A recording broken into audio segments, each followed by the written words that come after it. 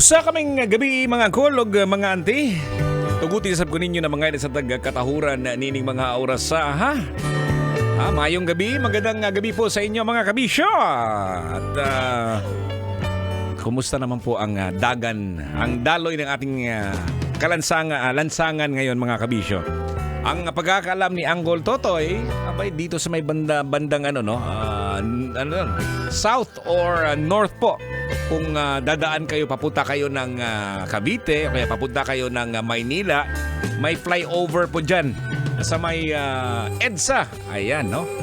EDSA Rojas.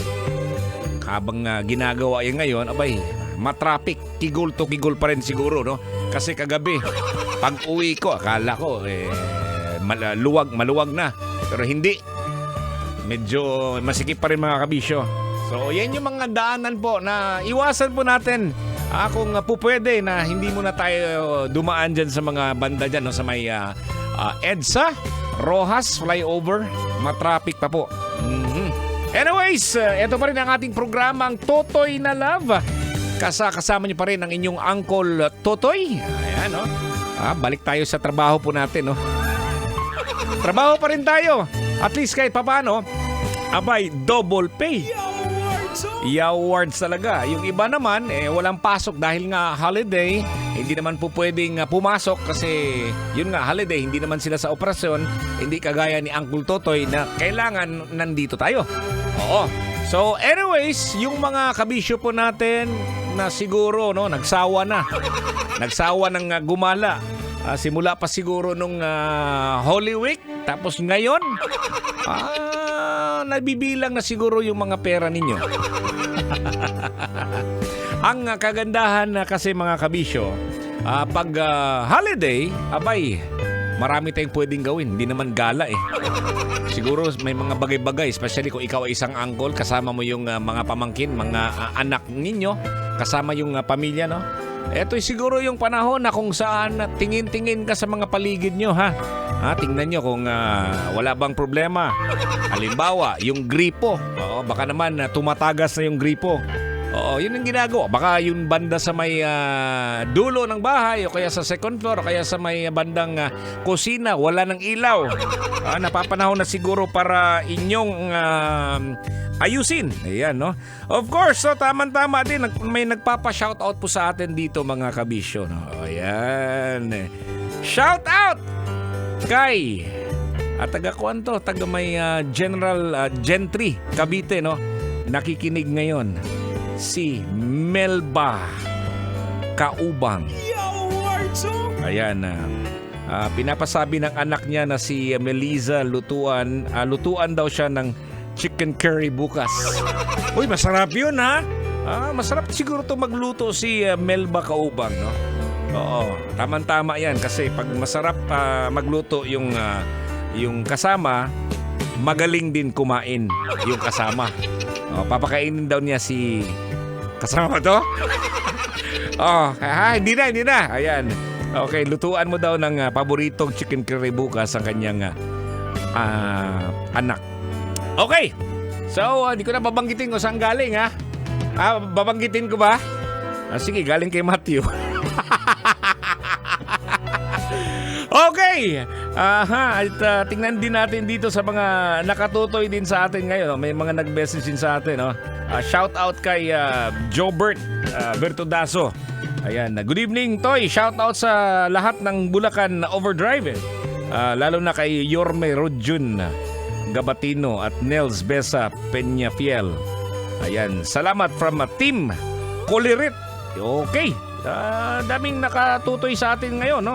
At siyempre, sigawan na naman po kami sa pagbati ninyo.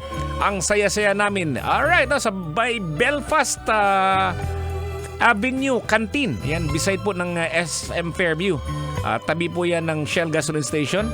Masarap yung ulam dyan, no? Mas masarap yan pag nakatikim kami. Kaming tatlo ni Boy Pindot, Matthew, at saka si Totoy Bato. Kaya lang malayo, sobrang layo, no? Alright, no? So, eto, ano ang nagiging ganap sa inyo ngayong sunod-sunod na naman ang holiday, no? Ngayon, holiday. Bukas na naman po holiday. Meron pa bang madukot? Baka napupuno ka na ng utang sa tindahan, ha? Ang hirap kasi mga kabisyo, pag hindi nyo pinaplano yung holiday, ayan, magkakaproblema kayo sa pera. Tama-tama yan kasi sabi nga nila, pag holiday, magastos pag nasa bahay. Kasi kasama mo yung mga anak mo, alangan namang hindi ka gagastos. Naglalambing yung mga anak mo. Bili tayo ng chicken curry. Nalulutuin, papaluto natin dun sa magastos ka rin mga kabisyo. Kung sabihin mo na naman hindi naman makakagastos kapag holiday, well and good. Kaya sabi ko naman na yung mga gustong makatipid, matulog lang kayo buong araw. I tell you, sa shampoo, tipid kayo sa shampoo kasi hindi na kayo maliligo. Tipid kayo sa sabon. Siyempre, tipid din sa tubig. Sa kuryente, dahil nga natutulog kayo, tipid sa ilaw. Yun nga lang kung may aircon. Kasi hindi mo madadali talaga yung sobrang init po ng panahon dahil nga ngayon, tag-init po mga kabisyo. So yan ang sinasabi po natin, make the most of your time, your day kapag walang pasok kasi ito lang yung panahon na kung saan tayo po'y makaka-charge, di ba?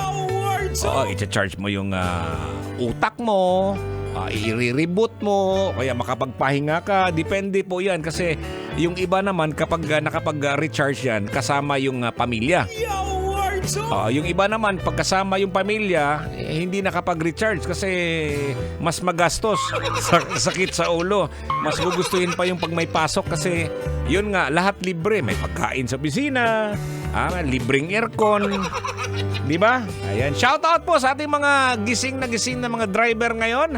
Yung mga kainan po na 24 oras pong nakatutoy po sa atin. Marami pong salamat at kami po'y laging nagpapasalamat sa inyo dahil nga kapag libutin niyo po ang Metro Manila sa ganitong oras, no? Awards. Lahat nakatutoy. Alright, na. Dagang salamat. Bukas naman po tayo magsama-sama. Same time, no? 9 p.m. hanggang 12 midnight para sa ating programang Tutoy na Love. Ako po ang inyong Uncle Totoy. Uncle Totoy Bato. Dito lang yan sa 90.7 Love Radio. Amping ta. Mga kabisyo. Kailangan pa bang i-memorize yan? Love Radio Basic!